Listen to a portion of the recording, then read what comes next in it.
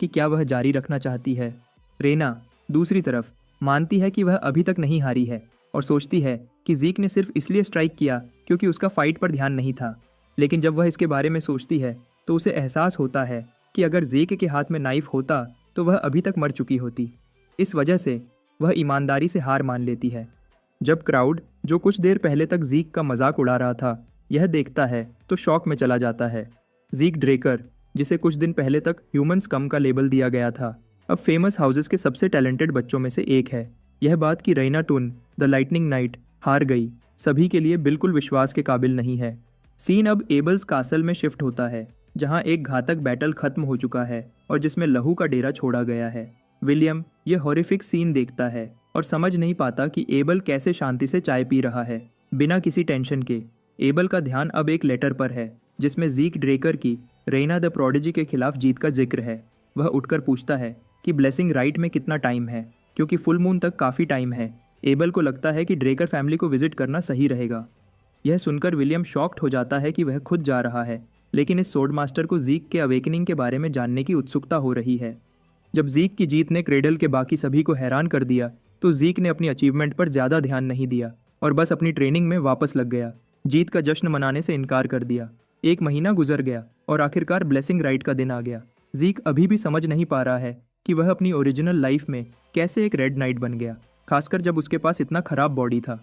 Training खत्म करने के बाद वह स्टेटस विंडो ओपन करने का कमांड देता है। उसकी मास्टरी स्किल, जैसे उसने सोचा था, एक्सपर्ट लेवल पर है। मास्टरी स्किल होने की एक्सपर्ट लेवल पर होने की वजह से वह कोई भी स्किल जल्दी सीख सकता है। इसी वजह से उसके कई स्किल्स रैंक डी और ई में हैं।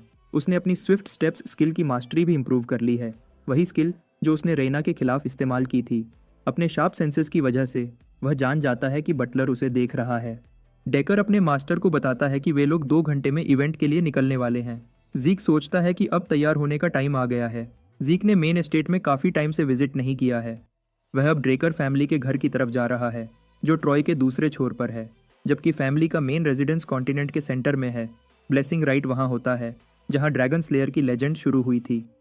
अपनी मंजिल पर पहुंचकर ज़ीक कैरेज से बाहर निकलता है और ड्रैगन्स नेस्ट लेयर में दाखिल होता है।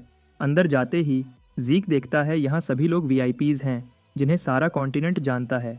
ज़ीक को पता है कि कुछ लोग यहाँ सिर्फ उसे ऑब्जर्व करने के लिए भेजे गए हैं। यह सब जानने के बाद भी ज़ीक को लगता है कि सब कुछ अच्छा ही होगा, लेकिन तभी उसे एक आदमी दिखाई देता है, जिसे देखकर उसका खून खौलने लगता है। वह आदमी और कोई नहीं बल्कि एबल है, जो किसी से हाथ मिला रहा है और कह रहा है कि उसे इस इवेंट में आने का कोई इंटरेस्ट नहीं था। वह सिर्फ एक इंसान के लिए आया है और वह इंसान है उसका सबसे छोटा भाई। यह आदमी एबल ड्रेकर फैमिली का सेकंड सन है, जिसे द लायन ब्लेड का निकनेम दिया गया है, लेकिन उसका एक और मशहूर नाम है, द बुचरिंग नाइट। ज़ीक अपने एल्डर ब्रदर का सामना करते समय अलर्ट रहता है, क्योंकि उसके पास इस सिचुएशन में ज़्यादा ऑप्शंस नहीं हैं। अपनी प्रीवियस लाइफ में सेकंड सन ने कभी भी ज़ीक को ब्लेसिंग राइट में ऑब्जर्व नहीं किया था। इसका मतलब है कि ज़ीक के एक्शंस ने फ्यूचर को बदल दिया है। गुस्से में अपनी मुट्ठी बांधकर ज़ीक सोचता है वह अपनी सेकंड लाइफ वेस्ट नहीं करेगा। जल्द ही ब्लेसिंग राइट शुरू हो जाता है। एरन को पहले वॉरियर के रूप में बाहर आने को कहा जाता है। वह अपना हाथ एक मिस्टिकल पूल में डालता है, जिससे उसका हाथ ब्लू एसेंस से भर जाता है। यह समझाया जाता है कि हर ब्लेसिंग राइट रिचुअल में ड्रेकर ब्लड लाइन का हर मेंबर अपना सील्ड ऑरा अवेकन करता है, वह भी तब जब वह क्रेडल से ग्रेजुएट होने वाले होते हैं। यह 12 साल की उम्र में होता है और एरन अभी इसका पहला उदाहरण बन चुका है। जहां आम नाइट्स जो 20 साल की उम्र के बाद ऑरा अवेकन करते हैं, यह प्रोसेस ड्रेकर फैमिली के लिए 12 साल की उम्र में शुरू हो जाता है। कुछ लोगों में जब वे ऑरा अवेकन करते हैं, वे ऑरा के साथ ड्रैगन स्लेयर का एक खास स्किल भी अवेकन कर सकते हैं, जिसे माना इनहिबिशन कहते हैं। इंटरेस्टिंग बात यह है कि माना लैंप्स हार्शली रिएक्ट कर रहे हैं और रेड स्पार्क्स निकल रहे हैं। जो लोग माना इनहिबिशन हासिल करते हैं वे रेड और ब्लैक नाइट्स के बराबर स्ट्रॉन्ग बन सकते हैं। इसे प्योर ब्लड अवेकनिंग कहते हैं। माना इनहिबिशन ट्रेट की वजह से कैंडिडेट्स को फैमिली के बनाए हुए स्पेशल ग्लव्स पहनने पड़ते हैं, वरना वे एक रेगुलर लाइफ एंजॉय नहीं कर सकते। रैना, जो पहले ही अवेकनिंग प्रोसेस से गुजर चुकी है, ये स्पेशल ग्लव्स पहनती है। जब कोई प्योर ब्लड होने का साबित कर देता है तो उसे ड्रेकर नाम दिया जाता है और उसे मनी सपोर्ट और बहुत सारे बेनिफिट्स दिए जाते हैं। लोग बड़बड़ाने लगते हैं जब आखिरकार वह कैंडिडेट स्टेज पर आता है जिसका सबको इंतजार था। सभी सोचते हैं कि इस बच्चे का अवेकनिंग रैना से भी बेहतर होगा। जब जी के स्टैचू के सामने खड़ा होता है तो हैरान होता है कि कैसे वह अपनी पिछली लाइफ में पहले ही एक बार यह सब कुछ कर चुका है। पिछली बार का एक्सपीरियंस उसके लिए दर्दनाक था, लेकिन ब्लेसिंग राइट ही था जिसने उसे क्रेडल में आगे बढ़ने में मदद की थी। यह वह दिन था जब उसे सबके सामने शर्मिंदा होना पड़ा, लेकिन अब चीज़ें बदल गई हैं। उसके पास हील करने की एबिलिटी है, ईथर को मैनिपुलेट कर सकता है, और सबसे ऊपर वह अपनी एबिलिटीज़ से स्ट्रांग बन गया है। इसलिए वह ब्रॉन्ज स्टैचू से बहुत कुछ एक्सपेक्ट कर रहा है। जब वह अपना हाथ पूल में डालता है तो स्टैचू रिएक्ट करती है, वह हिलने लगती है और फिर अचानक रुक जाती है, जिससे सभी लोग शॉक्ड हो जाते हैं। यह ऐसा कुछ है जो पहले कभी किसी कैंडिडेट के साथ नहीं हुआ। यह देखकर एबल भी शॉक्ड रह जाता है। जब ज़ीक अपना हाथ बाहर निकालता है तो वह सोचता है कि उसने कुछ ज़्यादा ही एक्सपेक्ट किया था। इस बार भी कुछ अलग नहीं हुआ। एबल की वजह से ही उसने जल्दी में कंक्लूजन्स बना लिए थे और ओवर कॉन्फिडेंट हो गया था। बाकी लोग सिर्फ इस बात से शॉक्ड हैं कि जिस कैंडिडेट के अवेकनिंग का सबको इंतज़ार था वह ऑरा अवेकन नहीं कर पाया। वे उसका मजाक उड़ाते हैं कि वह डायरेक्ट डिसेंडेंट होने के बावजूद भी अवेकन नहीं कर सका। फिर वह सवाल उठाया जाता है कि कैसे उसने रईना को हरा दिया। अब सभी को लगता है कि शायद उसने कोई गंदा ट्रिक इस्तेमाल की होगी, लेकिन हमारे हीरो को किसी की परवाह नहीं है। वह बहुत स्ट्रांग बनने पर फोकस कर रहा है। सिस्टम एरर का एक्सपीरियंस करने के बाद माफ़ी के साथ हेलो कहता है। ज़ीक कंफ्यूज्ड लगता है जब सिस्टम उसे बताता है कि उसकी क्लास आइडेंटिफिकेशन में ज़रूरी इन्फॉर्मेशन मिसिंग है। मैसेज का यह हिस्सा उसका ध्यान खींच लेता है। सिस्टम उसे बताता है कि इनपुट कंप्लीट है और टर्मिनल ने यूज़र की टैलेंट को हीलर के रूप में आइडेंटिफाई किया है। इसके साथ ही वह एक रेयर क्लास अनलॉक कर लेता है। ज़ीक अपनी आंखों पर यकीन नहीं कर पाता जब स्टैचू रेड लाइट से चमकने लगती है, प्योर ब्लड की अवेकनिंग का इंडिकेशन। कोई भी यकीन नहीं कर पाता कि वह सीधे रेड नाइट के रूप में शुरू हो रहा है। सिस्टम कनेक्ट होकर ज़ीक की सोल में एंशिएंट ड्रैगन की ब्लेसिंग अनलॉक कर देती है। इस समय एबल खामोशी से अपने भाई को देख रहा है। ज़ीक के सारे अवेकन टैलेंट्स एक साथ मिलकर एक नई क्लास बनाते हैं, द इमॉर्टल। ज़ीक के लिए यह सब कुछ समझना मुश्किल है, खासकर जब वह यह नई यूनिक क्लास देखता है। उसके बॉडी को घेरने वाली गोल्ड लाइट की चमक लोगों का ध्यान खींच लेती है। वे श्योर हैं कि उन्होंने स्टैचू से रेड लाइट देखी है, लेकिन अब उनमें डाउट्स पैदा हो रहे हैं। ज़ीक को समझ आ गई है और सोचता है कि अभी उनके सामने बोलना बेकार है।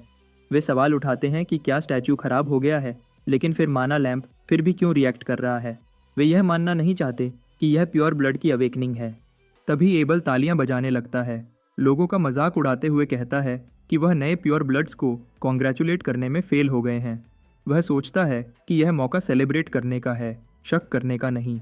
क्योंकि लोग एबल के सामने बोल नहीं सकते, इसलिए वे भी तालियां बजाने लगते हैं। एबल ज़ीक के लिए ग्लव्स तैयार करने का ऑर्डर देता है। ज़ीक ग्लव्स लेता है, लेकिन उसे यह ग्लव्स पसंद नहीं है। वह वहाँ से चला जाता है, जबकि एबल को लगता है कि ज़ीक खुश है।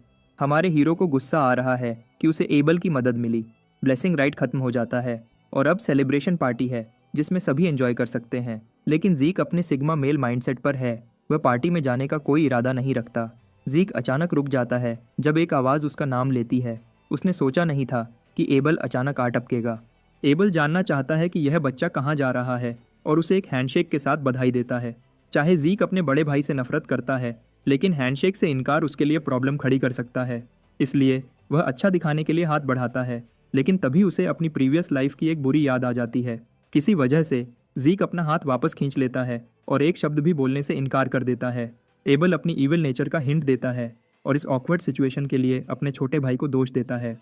ज़ीक के ख्याल में वह एक ऐसे आदमी से हाथ नहीं मिला सकता जिसे वह सबसे ज़्यादा घटिया समझता है। एबल को ज़्यादा परवाह नहीं है, वह उसे अलविदा कहकर चला जाता है और कहता है कि वे लोग फिर मिलेंगे। ज़ीक भी कंफर्म करता है कि वह एक दिन अपने भाई से ज़रूर मिलेगा। पार्टी में कई लोग दो प्योर ब्लड्स की रीसेंट अवेकनिंग के बारे में बात कर रहे हैं। अभी तक किसी ने यह नहीं समझा है कि ज़ीक की गोल्डन लाइट का क्या मतलब है, क्योंकि ऐसा पहले कभी नहीं हुआ। वे सोच रहे हैं कि ज़ीक कहाँ है, क्योंकि वह कहीं नज़र नहीं आ रहा। हम ज़ीक को देख पाते हैं, लेकिन वह एक अलग रूम में रिलैक्स कर रहा है। इस अजीब से इवेंट के बाद वह अभी भी समझ नहीं पा रहा है कि अवेकनिंग में क्या हुआ था। प्योर ब्लड अवेकनिंग्स की बात करें तो उनमें माना इनहिबिशन एक स्किल होती है जो बताती है कि ड्रेकर फैमिली ड्रैगन्स के खिलाफ है, जो माना का सोर्स माने जाते हैं। लेकिन ज़्यादातर सोल्जर्स को माना की ज़रूरत होती है और प्योर ब्लड्स को स्पेशल ग्लव्स पहनने पड़ते हैं। अगर ज़ीक प्योर ब्लड अवेकनर है तो ग्लव्स उतारते ही उसे प्रॉब्लम्स होनी चाहिए थी, लेकिन ग्लव्स उतारने के बाद भी वह ठीक है। यह देखकर वह स्टेटस विंडो ओपन करता है जो पहले से अलग है। माना इनहिबिशन की जगह उसके पास एक यूनिक स्किल है, माना रिफ्लेक्शन। क्यूरियस होकर ज़ीक इस स्किल के डिटेल्स पढ़ने लगता है। वह देखता है कि माना रिफ्लेक्शन एक डिस्टॉर्शन फील्ड बनाता है जो पास के माना को कैंसिल कर देता है। यह एक स्किल है जो माना लैंप्स पर रिएक्ट नहीं करता।